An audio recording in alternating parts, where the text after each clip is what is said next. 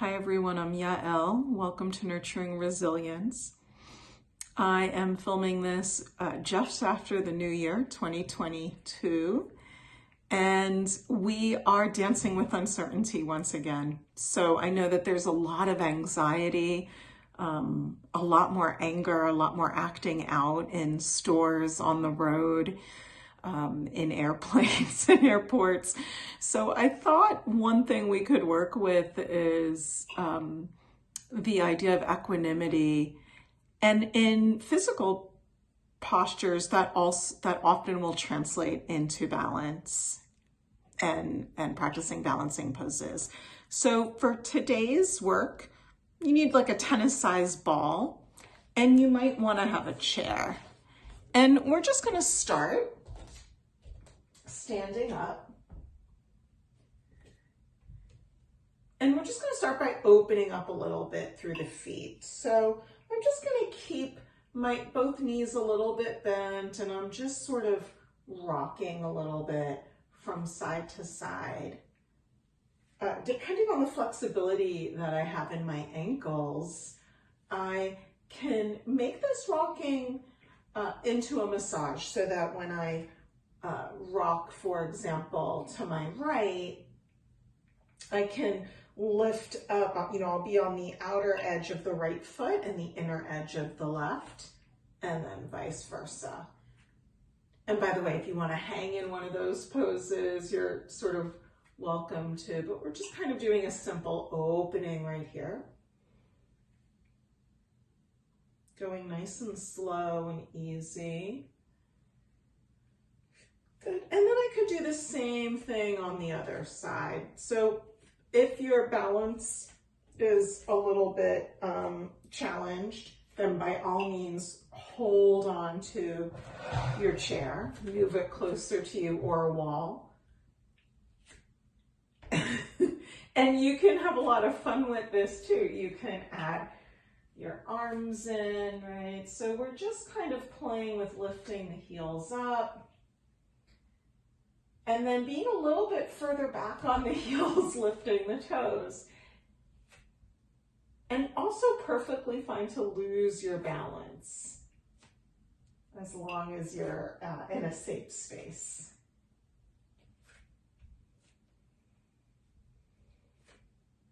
Good. Now there's different things you can do with a ball and your feet. Today we're just gonna do the simplest of things.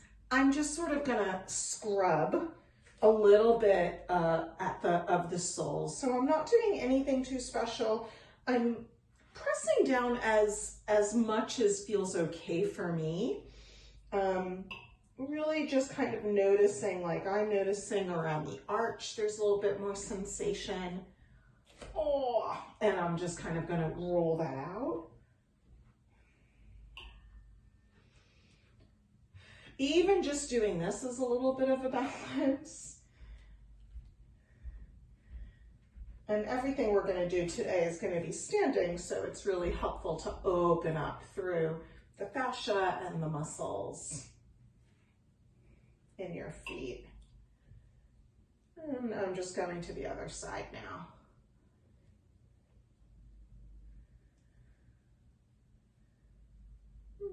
And again, if you have a little bit more time, you might even just do this for a few minutes. I certainly love to keep a ball by my desk, and I always travel with a ball like this so that while I'm on the train or the plane, I could just open up. Okay, and then we're gonna stand in what's called mountain pose. So just kind of noticing. You might do a little bit of that rocking forward and back or side to side until you find your center. Just notice what sensations are available to you right by the feet.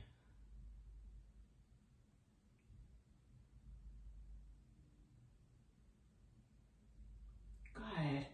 So this is in fact balancing on 2 feet. We tend to be a little bit better at it. So we're going to start with that, and then we'll move through just a few other balancing positions. So I'm just going to inhale my hands all the way up.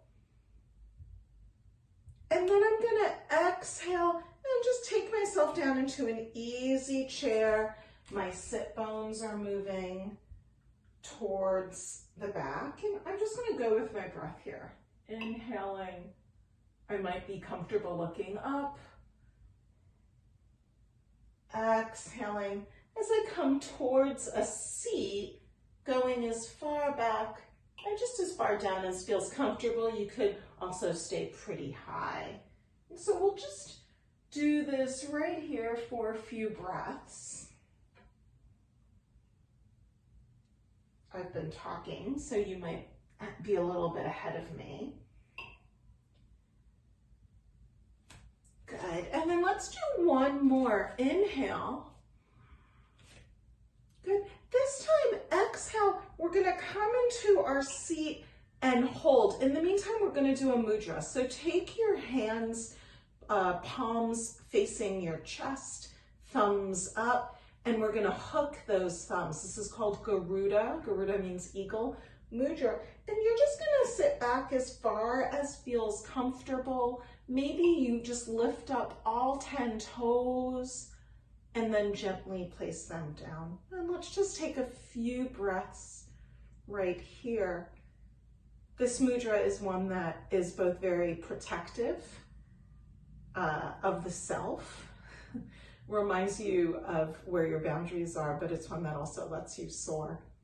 Eagles have incredible vision, a much different perspective, something we all need when we're not actually sure what's happening in the world around us. Good. Let's just take one more breath here. Ooh, and then we'll release. Come up to your mountain pose. Maybe eyes can even close as you gently do that forward and back or side to side. Swaying until you find your center. And just figure out where's the best place for me to balance between my heels and the balls of my feet. If my feet pronate, that is if they, if the inner arches collapses, I might lift up through my inner arch. If I supinate, that is I stand more on the outside of my feet, I might press down through the big toe mounds. So everyone's balance is going to look a little bit different. Okay, when you're ready, feel free to open up your eyes. And let's come to a classic pose, tree pose. We'll do it on our right side. And again, you may want a wall or a chair by you. A few different ways that you could practice this pose. You can practice just on the floor, or I didn't suggest that you have a block, but if you're really used to doing this pose, sometimes having a block underneath the standing foot will mess up your balance a little bit, which is what we want. So feel free to come up a little bit higher or to stay on the ground. Feel free to hold on to a chair or the wall or fly solo. And we're just going to take our hands in front of our hearts, Anjali Mudra. And you can keep your left toes on the ground with the heel by the ankle, or you can slide that foot a little higher, or you could reach the foot for the thigh. And then feel free to stay in Anjali Mudra right here, or you could take Anjali Mudra over your head, or you can open up the arms in any way that feels comfortable for you. And we'll just take a few breaths right here. It's okay to move around. One thing that might also help with balancing, getting better at it, is to look around, because the more you look around, the more you'll wobble. And that wobbling is actually building strength and resilience. Good. Another option is just to release the foot from the thigh. Makes it a little harder. One more breath here. And then let's release. Notice the difference between the right and the left foot, the right and the left side of the body. And then as you're ready, we'll go to the other side.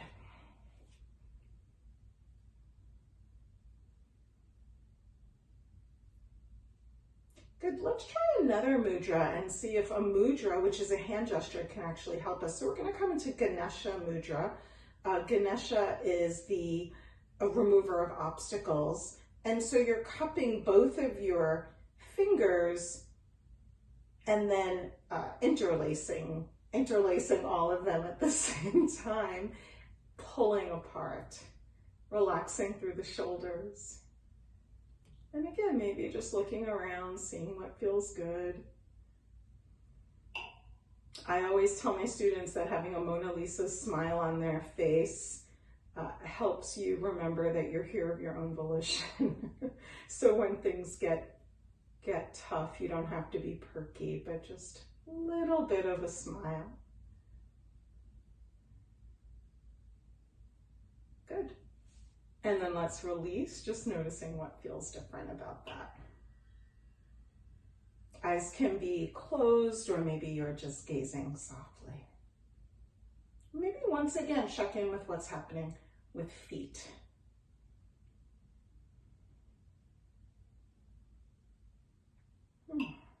Good. So the next thing we're going to do is a supportive downward facing dog. So I'm going to do that at the chair. So I'm just taking my hands, and you could do this also at the wall or at a piece of furniture. I'm just going to take my hands about shoulder width apart or a little bit wider, and then I'm going to step back. So I may form up to a 90-degree angle. My knees can be bent or straight. My feet are going to be about hips distance apart. And in yoga, when we're talking about hips, we're talking about these hip bones. So let's find something that feels comfortable and sustainable for you here. I like to move a little bit. So as I'm gliding the hips to one side and then the other, I can also sense that I'm shifting the weight a little bit from the right to the left side. Okay, feel free to just come on up for a breath. You could also give yourself a little bit of a back bend if that feels good, or travel on and off the heels. And then we're going to play a little bit more here with balancing. So it doesn't, we'll come back to our downward facing dog, our supported downward facing dog. And then I'm just gonna, it doesn't really matter which one, I'm gonna lift up through one leg. And here I have my hips squared to the ground, and I could stay here for as long as I want. Or I could play with opening my hips. Closed hips, open hips. And I could really play with this for however long I want. I could bend that standing leg. I could bend the leg that's lifted. By the way, this is a wonderful thing to do on your back porch if you've got a little rail. This is a wonderful thing to do by your kitchen counter. So I could just kind of move that leg around while you're waiting for your water to boil for tea.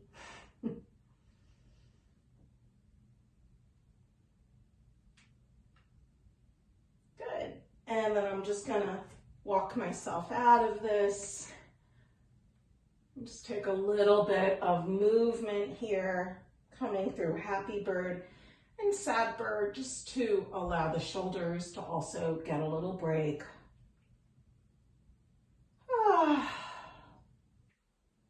And then really easily, I'm going to find my way back to that downward facing dog, and I'm just going to lift up through the other leg.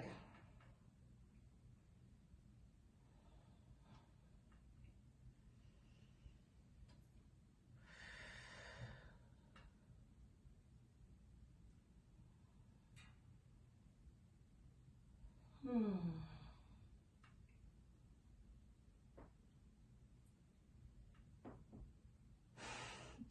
hearing the snap, crackle, pop of my spine. You might be too. I'm just really exploring here. And then I'm gonna come back.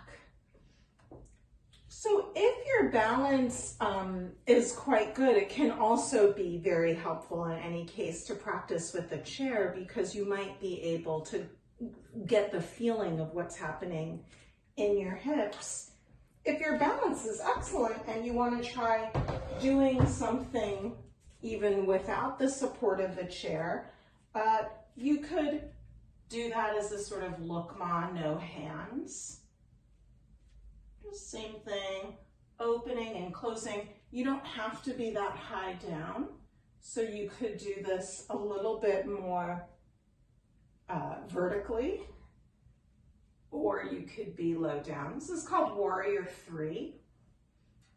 And as I begin to open it, I'm moving towards something that in yoga is called half moon pose. And in fact, it's sort of nice to try to do it at different angles. And if you've done it on one side, you could try it on the other side. Basically, we're just balancing on one foot. Balancing also gets into the deeper muscles, the stabilizer muscles, that I think can help us keep our balance and make us stronger.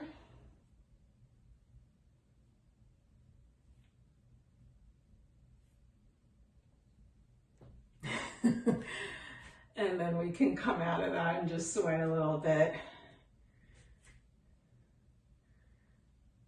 Good. So one thing that I've really learned that I love is kind of mixing that up. So rather than trying to stay, for many years when I was trying to build up my balance and when I was a little newer in my yoga practice, I would put a lot of energy into staying still while balancing. And now I really like to play with it a little bit more. So I might play with different varieties, like where's my leg? Is it behind me? Is it in front of me? And so right now, you could just try this, just standing on one foot, doesn't matter which one. You could play with bending and straightening through that leg, while just exploring different movements of both the upper body and the lower body. I dare you to try to do this practice and be concerned about what's happening next week or in the next hour at the same time. So doing something like this will really bring you into the present moment. Good. And then, and again, you might be doing this on a piece of furniture, right? So once you've done that on one side, let's try the other side. And I also guarantee you that one side is going to feel a lot better than the other side. That's okay. But we're still going to try this moving balance. You also might be tapping a foot down between explorations. I'm just going to keep it moving.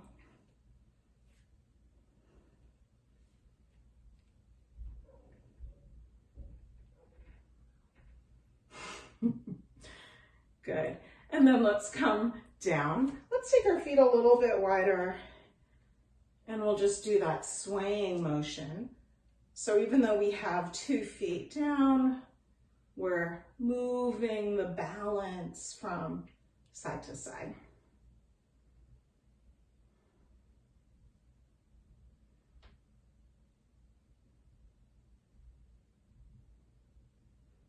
Good. And then the final final balancing pose that I want to offer in this short practice is just going to be a lunge. So again, we could do this with our friend chair. We'll take one foot forward, the other foot back. You don't have to have the legs be that far apart. They certainly can be.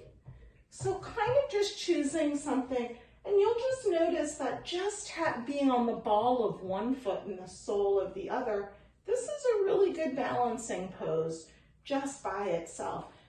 If your hands are on the chair, that's really great. You're working your strength, your balance, and your flexibility at the same time, no matter what. I just want to offer another mudra or hand gesture, so I'm just going to turn around. If you do not need the chair to support yourself, then another possibility is to come into Kali mudra. Kali is the goddess of destruction, and she's sort of like a major cleaner, declutterer. She gets rid of everything, a little bit Maoist. She gets rid of everything that exists in order to help us regenerate from new. Not unlike wildfires or winter. And her mudra is you just interlace all of your fingers except for the index fingers. And you could have that mudra pointing up or pointing out. Sometimes I used to call this Charlie's Angels mudra. And you might be thinking about where you're heading or what you want to release. Perfect reflection for the new year. Okay. So depending on how you feel with your balance, whether your hands are in a mudra or on the chair, see if it's possible for you to bring that back foot forward and come into a chair pose, maybe releasing the hands up. And then we'll keep the thighs low. We'll step back into this other side. Maybe experimenting with where your arms are.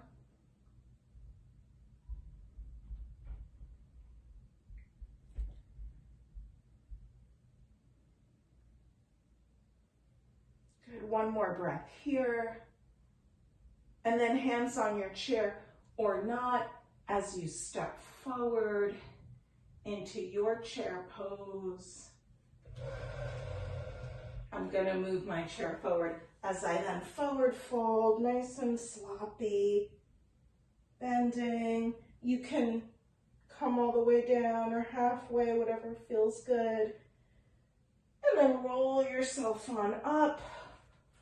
Little bit of movement here, just a little shaking.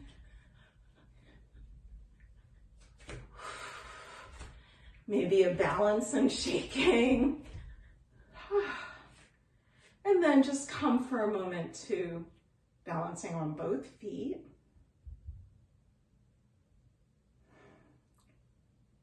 Seeing if you can come to an equal breath, inhaling and exhaling. Good. I hope you're feeling 2% less anxious than you were at the beginning of this practice. Thank you so much for joining me.